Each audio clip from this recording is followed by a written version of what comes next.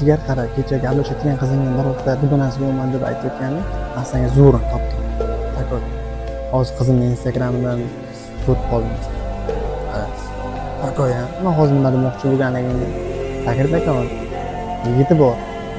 Bunaqalarni o'rish unchalik qiyin emas. Men ishonaman. Shunchaki bunaqalar propagandani shunday reklama qilib o'tadi, o'zi ham bilmaydi. Shunday bombani qo'liga olishadi va boshqa ko'rsatadi. Xuddi shunaqa vosita qiladi. Shunaqalar e'tibor xohlaydi. Propagandani reklama qilayotganini, pulsiz qilayotganini o'zlari ham tushunmaydi. Va ertami, kechmi albatta boshlar devonga uriladi. Va saboq chiqaradi. Yana bir gap deyapti. Bilasanmi, bunaqalarga men bir marta emas, qayta tushuntirganman, foydasi yo'q. Albatta bunaqalar o'zgarishi qiyin, ancha qiyin. O'zlari ham tushunmaydi propaganda nimaligini.